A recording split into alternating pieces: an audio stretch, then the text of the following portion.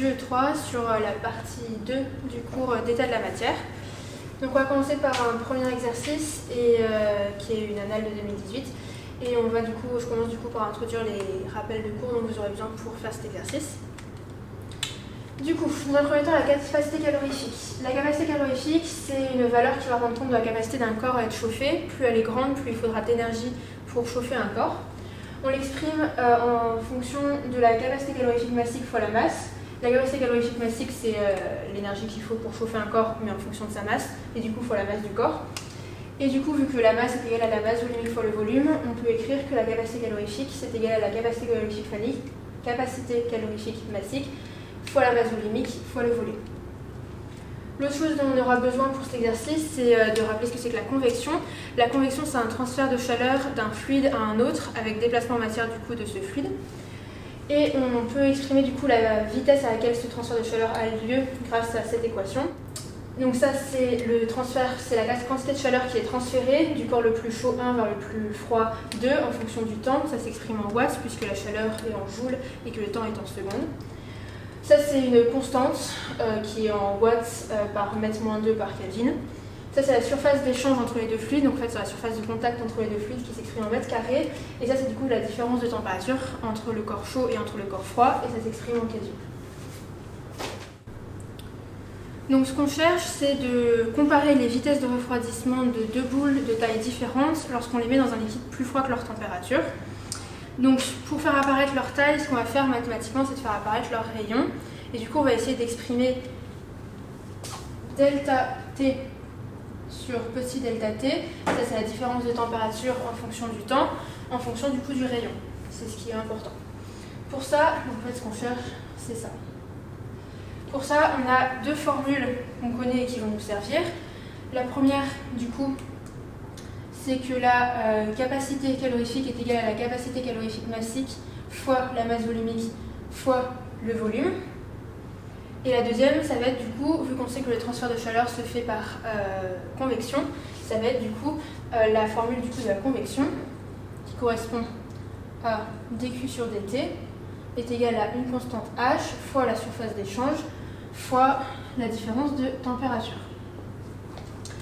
Ces deux formules vont toutes les deux nous apporter un peu ce qu'on veut pour exprimer delta t en fonction de petit delta t. Déjà, ici, on va avoir du coup la référence au temps et la référence à la température. Et ensuite, l'autre chose dont on a besoin, c'est la référence au rayon, qu'on retrouve à la fois dans la surface d'échange. En effet, la surface d'échange entre la boule et le liquide, c'est la surface de la boule. Et l'autre, ici, c'est le volume de la boule. On va donc essayer de combiner ces deux expressions. Ce qu'on sait, c'est que delta Q, qui correspond du coup à la quantité de chaleur échangée, est égale à la capacité calorifique fois la différence de température. L'autre chose qu'on sait qui va nous permettre de rapprocher du coup ces deux formules, c'est que ça, en fait, ça correspond à la définition du coup de la vitesse d'échange de chaleur en fonction du temps. C'est une vitesse instantanée et c'est une vitesse mathématique en gros. On peut écrire qu'elle est égale à ça. Ça, pour le coup, c'est une vitesse moyenne, c'est-à-dire qu'on va prendre toute la chaleur échangée pendant notre transfert, on va prendre le temps que nous a pris notre transfert et on va calculer la différence et ça correspond à une vitesse moyenne. C'est pas tout le temps vrai mathématiquement, mais ici on va pouvoir écrire ça et du coup, on va pouvoir écrire ça. Et donc ici, c'est bien parce qu'on a réussi à faire apparaître du coup dans les deux formules delta Q et du coup, on va pouvoir rapprocher ces deux formules. Donc, ce qu'on va pouvoir écrire, c'est que si on réutilise du coup, on va réutiliser du coup cette formule et on va du coup remplacer delta Q par l'expression de delta Q qu'on a là-bas. Ça va donc nous donner que C fois delta T, on reprend ce qu'on a ici, divisé du coup par delta petit t. Attention à ne pas confondre les deux, ça c'est bien une différence de température en Kelvin. En état de la matière, on utilisera toujours le Kelvin. Et ça, c'est une différence de temps. Ça va donc être égal à H fois S fois delta T. On n'a pas fini. Ici, on a dit qu'on pouvait exprimer C comme ça. en fonction de la capacité calorifique massique, de la masse volumique et du volume. Du coup, on va de nouveau pouvoir injecter tout ça dans la formule. Donc, on remplace C par Cm fois ρ fois V. Et on va obtenir du coup une formule qui va inclure tout ce dont on a besoin, le volume, la surface, le delta T et le petit delta T. Et cette formule, c'est Cm fois ρ fois V fois la différence de température divisé du coup par la différence de temps est égal à H fois S fois delta T. Cette formule étant un peu barbare et un peu longue, on va rapprocher les constantes ensemble. Ça, c'est une constante, ça dépend uniquement de la matière de la boule et pas de la situation, donc on peut le dire c'est une constante. Ça également, c'est une constante. Du coup, on va pouvoir les rassembler en une constante générale qu'on va appeler K. Et du coup, on va pouvoir écrire que K fois V fois delta T, le tout sur delta petit t, est égal à H fois S fois delta grand T. Donc je vous ai remis la formule à laquelle on est arrivé ici. Et cette formule, elle est bien parce qu'on a presque ce dont on a besoin. Ce qu'on cherchait, c'était ça. Et on l'a déjà sous forme de fraction, donc c'est parfait. La seule chose qu'il va falloir faire, du coup, ça va être de faire passer ces deux termes de l'autre côté. Donc pour ça, on va tout simplement diviser par K fois V de chaque côté. Et on va arriver du coup à cette formule, qui est du coup que delta T sur petit delta T est égal à H fois delta T sur K fois la surface sur le volume. Alors, maintenant qu'on a ça, on a enfin cette expression dont on a besoin, mais on veut l'exprimer en fonction de la taille de la boule. La taille de la boule, on l'exprime en fonction du rayon. Et du coup, les deux seules constantes qui dépendent du rayon ici, c'est la surface et le volume.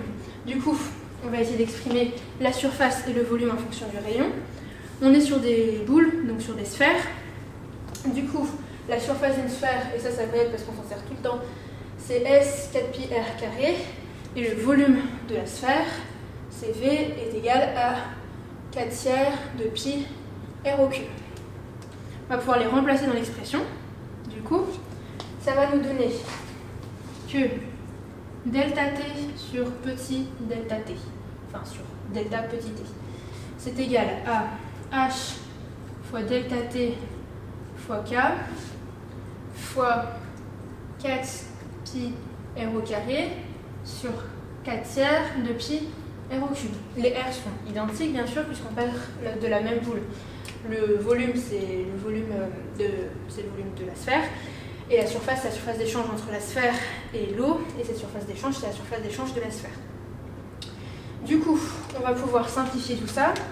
Ici on a le pi qui se simplifie, on a le 4 qui se simplifie, on a le 3 qui va remonter là-haut puisqu'on divise au dénominateur par 3 et du coup on va pouvoir retirer du coup ici moins 2 et simplifier le r au carré.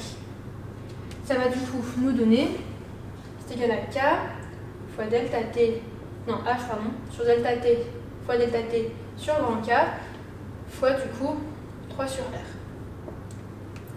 Donc là c'est bon, on a enfin eu ce qu'on voulait, on a réussi à exprimer ça en fonction du rayon.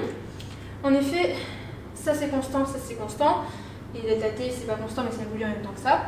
Du coup, on va pouvoir, en fonction de quand on fait varier le rayon, voir comment ça varie, sachant que ça, du coup, c'est ce qu'on cherchait, c'est la vitesse de refroidissement.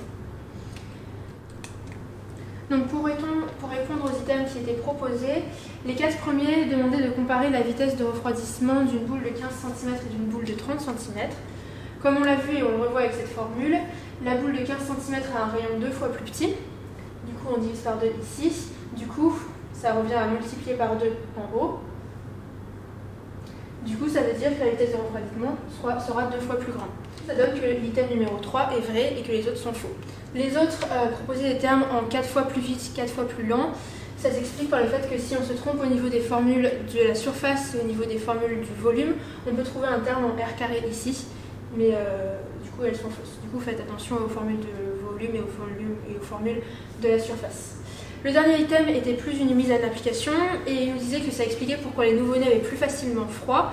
Et c'est vrai, un nouveau-né est beaucoup plus petit qu'un adulte, même bien plus que par un facteur 2.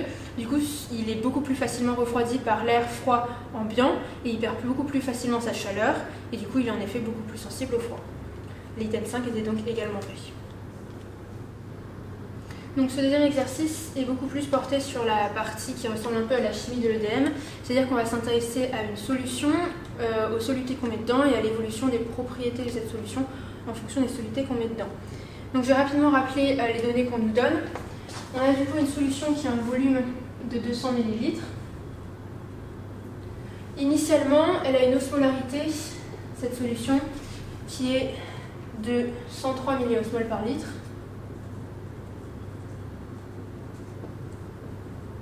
On y rajoute du coup dans cette solution un sel qu'on rajoute avec une quantité de matière de 12 millimoles.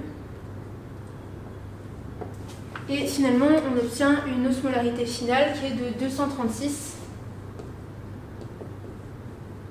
milliosmoles par litre. La dernière information qu'on nous donne, c'est que ce sel il se dissocie en solution, forcément c'est un sel, et donc le coefficient de dissolution de ce sel, c'est de 0,60. À partir de tout ça, dans un premier temps, on va nous proposer plusieurs sels et on va nous demander si c'est possible ou pas que ces sels soient le sel qu'on a rajouté. En fait, pour trouver ça, on va essayer de calculer le nombre d'entités cinétiques en lequel se dissout ce sel. D'accord ? C'est-à-dire qu'à partir des informations qu'on a, on va pouvoir déterminer si c'est un sel qui se constitue de 3 composants ou de 2 composants. Pour cela, on va avoir besoin d'une formule que je vais rappeler ici. Donc, cette formule, c'est que l'osmolarité d'une solution, c'est égal, donc ça c'est un rappel court, c'est égal du coup à la concentration molaire de cette solution, donc attention, c'est la concentration du sel sans qu'il se dissocie, comme s'il ne se dissociait pas, fois 1 plus du coup n-1. N, c'est le nombre d'éléments auxquels se dissocie notre sel. Donc par exemple, si on avait du NaCl, Na et Cl, c'est 2 éléments, N serait égal à 2 fois alpha. Donc c'est cette formule-là dont on va partir et qui va nous permettre de résoudre l'exercice. Ici, on a une petite subtilité quand même, c'est qu'avant même qu'on mette notre sel en solution, notre solution a déjà une osmolarité, c'est-à-dire qu'il y a déjà des choses dans la solution. Du coup, l'osmolarité ici, qu'on met dans la formule, c'est ni osmolarité F ni osmolarité I, c'est la différence des deux. D'accord ? Ça s'explique tout simplement par le fait que si on prend une des deux, si on prend la deuxième, le sel est en effet compté, mais par contre on compte également une osmolarité qui était déjà là et du coup notre formule est fausse. Et si on prenait que la première, elle n'a rien à voir avec le sel, du coup c'est pas ça. Du coup pour avoir l'osmolarité qui est créée juste grâce au sel, on fait la différence des deux. À partir de ça, du coup, on peut écrire notre équation. Donc, c'est égal, du coup, à Cl fois 1 plus n-1 alpha. Cl fois 1 plus n-1 alpha. Le problème, c'est qu'on n'a pas encore Cl. Cependant, Cl, c'est facile à trouver. En effet, Cl, ça correspond à la concentration molaire du sel. Donc Cl, c'est égal à Ncl divisé par V. Ncl, du coup, c'est la quantité de matière du sel et non pas des entités cinétiques. Ça, c'est ultra important. Il faut vraiment que vous fassiez la différence entre ces deux pour ce cours. Quand on parle de l'osmolarité ou de la quantité de matière des entités cinétiques, on considère que le sel entre dans la solution, qui se dissocie et que du coup, on va avoir beaucoup d'éléments. Alors que quand on considère uniquement la quantité de matière du sel, on ne considère pas qu'il se dissocie et on utilise du coup pas la quantité de matière totale des éléments dans la solution, mais uniquement la quantité de matière du sel. Ça va nous donner...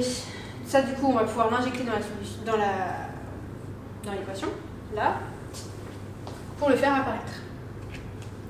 Ça va du coup nous donner que oméga F moins oméga I est égal à Ncl sur le volume de la solution de 1 plus N-1 alpha.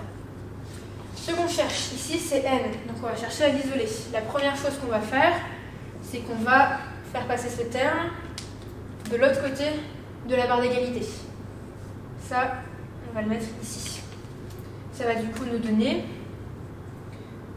l'osmolarité finale moins l'osmolarité initiale fois V divisé par N-cell est égal à 1 plus N-1 alpha. La deuxième chose qu'on peut faire, ça va être de faire passer ce 1 qui nous embête de l'autre côté. D'accord? Et du coup, ça va nous donner... du coup, on va juste faire moins 1 de l'autre côté. L'osmolarité finale moins l'osmolarité initiale fois V divisé par N-cell moins 1 est égal à N-1 alpha. Donc je vous ai juste remis la formule à laquelle on est arrivé ici. Et du coup, ici on est assez proche d'avoir isolé N, mais c'est pas encore fini. Ce qu'on va faire là, ça va être de diviser du coup par alpha des deux côtés. Donc ça, on va diviser par alpha. Et l'autre aussi, on va diviser par alpha. Du coup, on va pouvoir obtenir l'osmolarité finale moins l'osmolarité initiale fois V divisé par N moins 1 et l'ensemble divisé par alpha est égal du coup à N moins 1. Donc là, on a presque fini, on a presque N. Ce qui nous manque, c'est qu'on a du coup le moins 1. Le moins 1, on n'en veut pas, donc on va le faire passer de l'autre côté en rajoutant par plus 1 de chaque côté.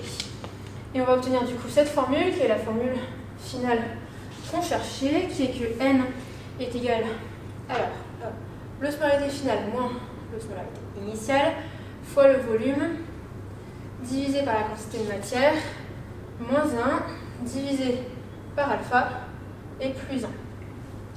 Donc on a la formule qu'on voulait. Maintenant il va falloir faire l'application numérique pour pouvoir trouver du coup N. Donc on remplace par les valeurs. Alors on fait attention aux unités. Ici on a des milliosmoles, on a des millimoles et ici on a des litres et des litres. Alors le plus simple et la meilleure façon de jamais se tromper, c'est de tout mettre dans les unités de base. Les unités de base pour ça c'est des moles par litre. C'est pas l'unité SI, l'unité SI ça serait les moles par mètre cube, mais ça c'est quand même beaucoup plus pratique de les mettre en litres. Du coup on va tout mettre soit en mol par litre, soit en litre. Donc ce qu'on va faire c'est que pour l'osmolarité finale c'est 236 milliosmoles par litre. Donc je mets 236 et pour passer des milliosmoles aux osmoles on multiplie par 10 puissance moins 3. On fait de même pour l'osmolarité initiale, donc 103 fois 10 puissance moins 3. Fois le volume il est en millilitres, on veut en litres, donc on fait également fois 10 puissance moins 3. Sur la calculette, vous pouvez directement taper 0,136, 0,133, ça va plus vite, mais je le mets ici pour que ce soit bien clair. Ensuite, on divise du coup par la quantité de matière. La quantité de matière, c'est des millimoles, donc pareil, fois 10 puissance moins 3. Ensuite, on retire notre 1 et on divise par alpha. Alors, je vais descendre un peu le alpha n'a pas d'unité, du coup on l'écrit tel quel. Et on rajoute plus 1. Et ça, si vous le tapez à la calculatrice, ça donne environ 3. Du coup, on a obtenu que N est égal à 3. N, c'est le nombre d'entités cinétiques en lequel se dissout le sel. Donc on va regarder les 3 sels qui nous étaient proposés pour les 3 premiers items pour déterminer du coup quel est ou sont les bons items. Le premier item, ce qu'on nous proposait, c'était le sel MgCl2. Il se dissocie en solution en Mg2+, plus Cl-, plus Cl-. Ça nous fait 3 entités cinétiques, donc la réponse 1 est bonne. Le deuxième sel qui nous était proposé, c'est NaCl. NaCl, en solution, il se dissout en Na+, plus Cl-. Ça nous fait 2 entités cinétiques. Donc l'item 2 est faux, c'est pas possible. Finalement, le dernier sel qui nous était proposé, c'est CaCl2, donc du calcium et du chlorure, qui en solution se dissout en Ca2+, plus Cl-, plus Cl-. Ça nous fait 3 entités cinétiques. Du coup, cet item est également bon. Les items 1 et 3 sont bons.